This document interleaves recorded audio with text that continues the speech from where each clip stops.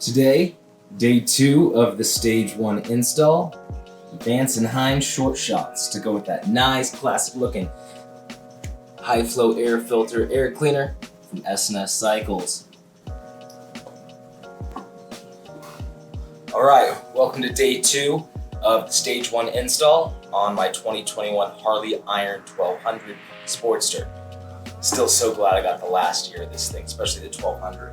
So yesterday we did kind of part 1. We got this intake install. That was really easy. Honestly, the exhaust shouldn't be too hard anyway.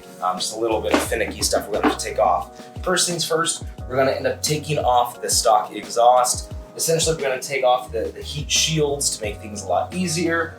Eventually taking off the bracket underneath that holds everything there, and then pulling off the 2 bolts that mount the exhaust to the heads. Don't forget, there's an O2 sensor on the back of each of these pipes. The tuck around, we're going to have to disconnect that. That way we can pull the exhaust off, because we're going to end up reusing these O2s as well as some of the flanges that come off the stock exhaust. So let's get to it. First things first, let's take off the stock exhaust and these heat shields. Using a 9/16, off some of the bolts from the back end. Once you start getting these hose clamps off the actual exhaust, the heat shields just pop right off. So with this one, I only have this last hose clamp, as you can see. Once that slips off, the entire heat shield slips off.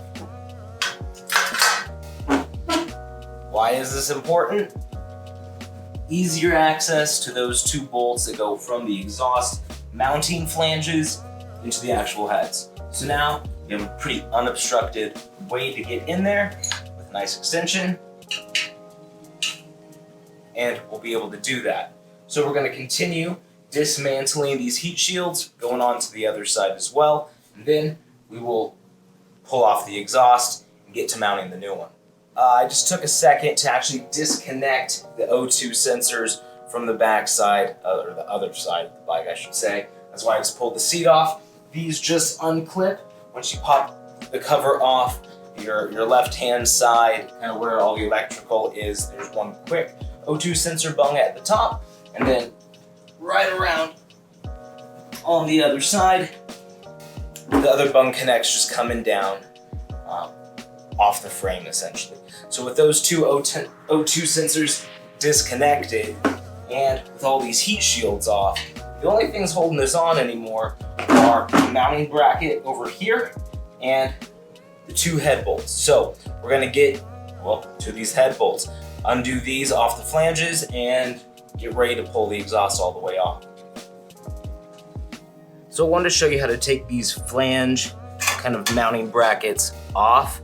There's a little bit of a ring in there. You can really just pull it out, go under one corner with a screwdriver, a flathead. I mean, you can use your hands just like I am, or a spreading tool, and you just pull those over the edge so the ring comes off, then the flange comes off. Ring and flange, just like that. And that's how it's gonna go back together on the new Vance Hines exhaust. So we're reusing these. As you can see, I already pulled the O2 sensors out as well. Those are pretty easy. Just pull them out with a 9/16. All right, with the stock exhaust off now, we're essentially ready to reinstall. However, we're gonna need to put a new mounting bracket on where the previous stock one is. So in order to do that, we actually have to remove this foot control set, pull off the cover, and then remove the previous stock bracket. Then we can reinstall the new bracket from Vance Hines to go with the short shots, and we'll be back on the road. So once the cover's off, the old bracket just removes 3 bolts. This isn't going to get reused. The bolts will. Those we're going to put on the new mounting bracket from Vance Hines.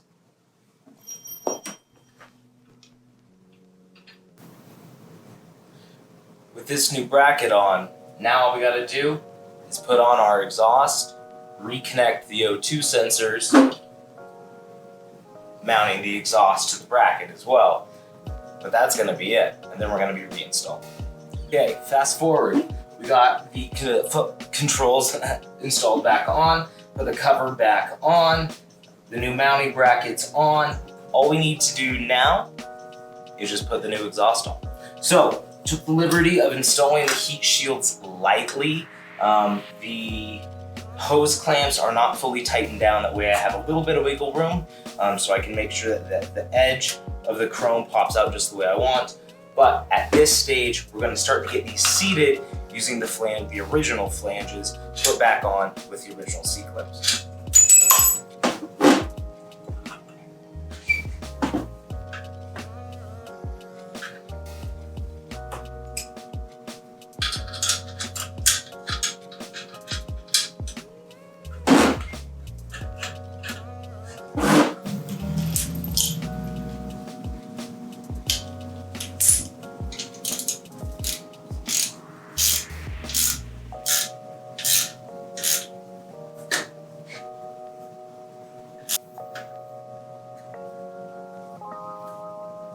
At this point, before I tighten down the head bolts all the way, it's just up there tight and nice enough to be pretty much aligned with the mounting bracket.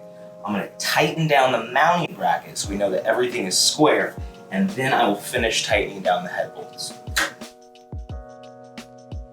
We're all installed.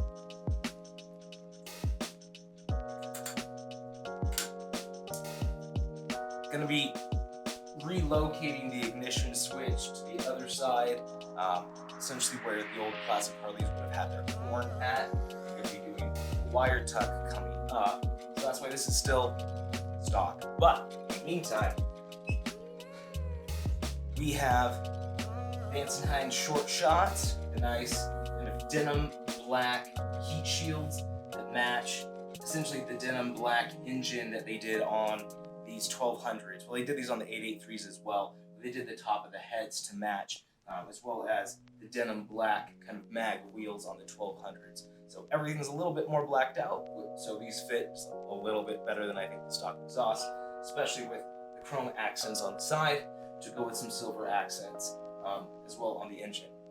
Coming up, I think I might actually do kind of a gun trick, an AR-15 trick, where you take white oil-based paint or ink, oil-based pens, and do the lettering inside that.